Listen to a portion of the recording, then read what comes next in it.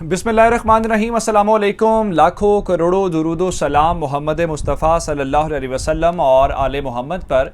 मैं हूँ उमर दराज गोंदल और आप मेरा यूट्यूब चैनल देख रहे हैं। आपके सामने सुप्रीम कोर्ट का फैसला आ गया होगा, लेकिन सुप्रीम कोर्ट के फैसले के बाद की बात अब हम आपसे करेंगे कि सुप्रीम कोर्ट के फैसले के बाद इस वक्त बनी गाला के अंदर क्या चल रहा है और वहां से तहरीक इंसाफ ने अपने तमाम तर रहनुमाओं को क्या हिदायत दी हैं। और अपोजिशन जो है वो जो अभी फैसला नहीं आया था तो उससे पहले अपने अरकान को इस्लामाबाद कैसे बुला रही थी। और जो अहमद नूरानी ने दावा किया है कि फैसले से पहले शहबाज शरीफ को मुक्तदर हलकों, उसने तो कुछ और लफ्ज़ इस्तेमाल किया, मैं फिर भी मुक्तदर हलकों कह रहा हूं कि इत्तेमाद में लिया गया। क्या वाक़तन ऐसा है? और फिर अब इमरान खान की जेब में इस वक्त क्या कार्ड्स हैं और तहरीक इंसाफ वाले फिर उसी तरह कॉन्फिडेंट हैं जैसे पहले सरप्राइज थे। लोग कह रहे हैं कि इमरान खान ने सरप्राइज दे लिया, अब सुप्रीम कोर्ट का सरप्राइज आ गया है। तो तहरीक इंसाफ जो है और आईनी और कानूनी माहिरीन क्या कह रहे हैं और क्या इमरान खान अब अपोजिशन बेंचेस के ऊपर बैठने वाले हैं, ये तमाम बातें इस वीडियो के अंदर करेंगे। लेकिन अगर आपने अभी तक चैनल सब्सक्राइब नहीं किया और आप चाहते हैं कि आपको मुस्तनद और बरवक्त खबरें मिलती रहें तो हमारा चैनल सब्सक्राइब कर लीजिए, बेल आइकन के ऊपर क्लिक कर लीजिए ताकि हमारी आइंदा आने वाली वीडियोस बर वक्त आप तक पहुंच रहे। मैं आपको सबसे पहले मौलाना फजलुर रहमान और शहबाज शरीफ का रद्द-ए-अमल बताना चाहता हूं। मैंने आपको अपने लाइव सेशन के अंदर ये बता दिया था कि जो तमाम लीडरशिप है, जिसमें अपोजिशन की लीडरशिप है, वो शहबाज शरीफ की रिहाइश गाह के ऊपर मौजूद है। और उन्होंने चूंकि कल और परसों जो है वो एहतजाज करना था और यौम तहफ़्फ़ुज़ आइन मनाना था, लेकिन चूंकि फैसला ही हक में आ गया तो उसको एक उन्होंने यौम तशक्कुर में बदल दिया और कहा जी 2 नवाफिल जो है वो शुक्राने के जुमे के रोज़ जो हमारे कारकुनान हैं वो अदा करेंगे। अच्छा, वहाँ पे मौलाना फजलुर रहमान साहब ने, खालिद मकबूल सिद्दीकी ने और शहबाज शरीफ ने मिल के इस डिसीजन को सुना, शहबाज शरीफ को मुबारकबाद दी। अमीर हैदर खान होती वहाँ पे मौजूद थे, यानी तमाम अपोजिशन की लीडरशिप माइनस बिलावल भुट्टो जरदारी मौजूद थी। बिलावल साहब अब जो है वो शहबाज शरीफ की रिहाइश गाह के ऊपर पहुँच रहे हैं। मौलाना फजलुर रहमान ने अल्लाह अकबर का नारा लगाया और कहा कि कौम यौम निजात मनाएगी। और बिलावल भुट्टो जरदारी जो हैं उन्होंने ट्विटर के ऊपर लिखा है, जिए भुट्टो, जिए अवाम, जिए पाकिस्तान।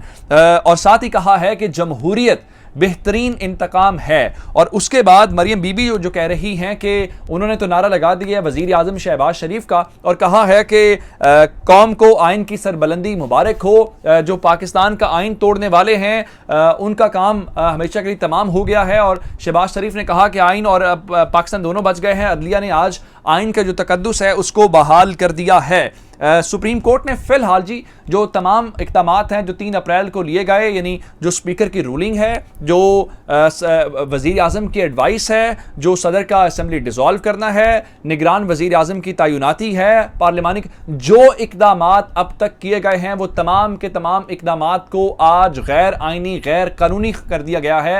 यानी अब वो इक़दामात समझे हुए ही नहीं हैं।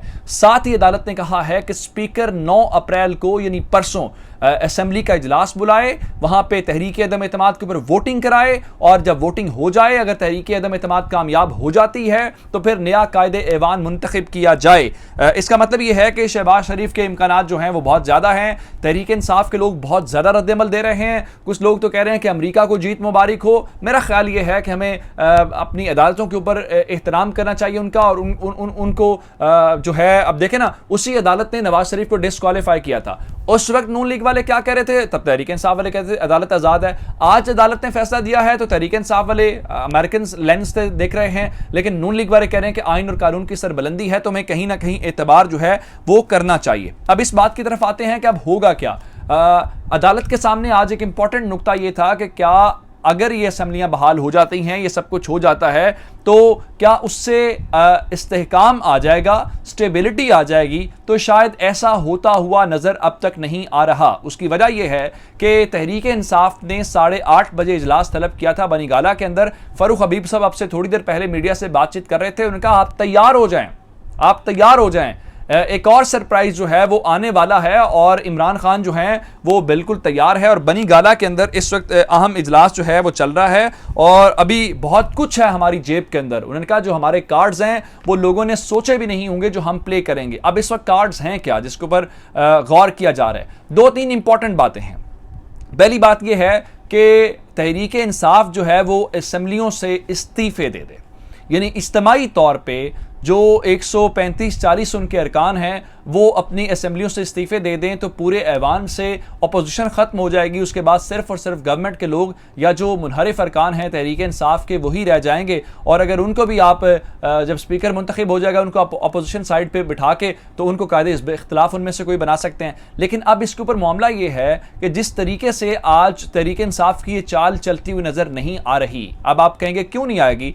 क्योंकि अब अगर आप असेंबलियों से इस्तीफे देते हैं तो इसका मतलब है जनरल इलेक्शन कॉल किया जाएगा। वो तो इलेक्शन कमीशन ने हाथ खड़े कर दिए। उन्होंने आज ऐवान में जो मामलात होने हैं वो तो बाद में होंगे। उनसे चीफ जस्टिस साहब ने पूछा, जी आप बताएं आपकी इलेक्शन कराने की सलाहियत क्या है? उन्होंने कहा, जी हमारा प्रॉब्लम ये है कि हमने नई हल्का बंदियां करनी है और नई हल्का बंदियों के लिए हमें कम से कम 4 महीने चाहिए। 4 महीने का मतलब ये है कि 3 महीने इलेक्शंस के लिए चाहिए, तो 7 महीने जो है वो हमें कम से कम इलेक्शंस के लिए चाहिए। तो इसका मतलब ये है कि तहरीक इंसाफ जो है वो इस्तीफे दे भी दे तो मुल्क के अंदर फौरी इंतखाबात का कोई इम्कान नहीं है। और इसका मतलब ये होगा कि तहरीक इंसाफ जो है उनकी नशिस्तों के ऊपर ज़िमनी इलेक्शन तो हो सकता है लेकिन मुल्क के अंदर शायद जनरल इलेक्शन ना हो।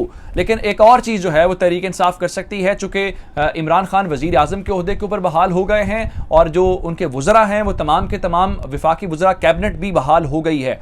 अब एक चीज़ ये है कि तहरीक इंसाफ आज ही कोई गद्दारी का मुकदमा दर्ज कर सकती है और गद्दारी का मुकदमा दर्ज करके FIA या इस हवाले से जो अपोजिशन की लीडरशिप है उसको गिरफ्तार कर सकती है। अगर ऐसा किया गया तो इससे भी मामला बहुत गड़बड़ हो सकता है, सूरत हाल बहुत ख़राब हो सकती है। एक और चीज़ तहरीक इंसाफ जो अपने हलकों में पहले भी हमारे सामने आती रही हैं, वो सुप्रीम कोर्ट ने अपना जो शॉर्ट ऑर्डर है वो जारी कर दिया। उन्होंने कहा, जी आप फौरी तौर पर जो जल्द अज जल्द तहरीक अदम एतमाद है उसको निपटाएं। अब एक और काम क्या है, बहुत सारी बातें होती रही जी, गो के एस्टैब्लिशमेंट ने इसके अंदर कोई रोल प्ले जो है वो न्यूट्रल वाली वो बात कर रहे हैं। हत्ता कि अपोजिशन उनको ज़रूर धमकियां देती रही हैं लेकिन फौज नहीं, एस्टैब्लिशमेंट ने कोई साइड इस हवाले से नहीं ली। बहुत सारे लोग कहते हैं कि कहीं इमरान खान इस हद तक ना चले जाएं कि वो जनरल बाजवा को डी नोटिफाई ना कर दें। इस कश्मकश में, इस लड़ाई के अंदर पूरा सिस्टम न गिराने की कोशिश करें। लेकिन लोगों का ख्याल ये है कि इमरान खान चूंकि अरशद शरीफ वाले इंटरव्यू के अंदर कह चुके हैं कि वो जो डी नोटिफाई करने वाला मामला है वो उनके वहमो गुमान में भी नहीं है। ये नून लीग का जो मीडिया सेल है वो इसको डिस इन्फॉर्मेशन को फैला रहा है। अब इस वक्त फवाद चौधरी साहब जो हैं वो देखते हैं कि अभी वो कह रहे हैं जी अभी देखते हैं मामला कैसे आगे बढ़ता है। उनके मुताबिक जो फ्रेश इलेक्शंस हैं, फौरी इलेक्शन जो हैं वो मुल्क के अंदर इस्तेहकाम ला सकते थे। अब इसके अलावा इस्तेहकाम आता हुआ नजर नहीं आ रहा और लेकिन जो अपोजिशन है वो उसको आइन कानून की सरबुलंदी के साथ देख रहे हैं। तो आइंदा आने वाले चंद दिन पाकिस्तान के अंदर बिल्कुल उसी तरह से है। इसका मतलब ये है कि जो पॉलिटिकल मामला पाकिस्तान के अंदर पिछले चंद दिनों में था वो मंतकी अंजाम तक आज भी नहीं पहुंचा। अब उसका एक नया फेज होगा। अब तहरीक इंसाफ को नई चीज लेके आएगी, फिर अपोजिशन लेके आएगी। इसका मतलब यह है कि आम आदमी को, हमारी इकोनॉमी के लिए शायद मामलात अभी भी अच्छे नहीं हैं। बस दुआ यह है कि जो भी हो वो पाकिस्तान के लिए अच्छा हो। मजीद अपडेट्स लेके आपकी खिदमत में हाजिर होंगे। चैनल सब्सक्राइब कीजिएगा। आपकी इस बातों का बहुत शुक्रिया। खुदा हाफिज।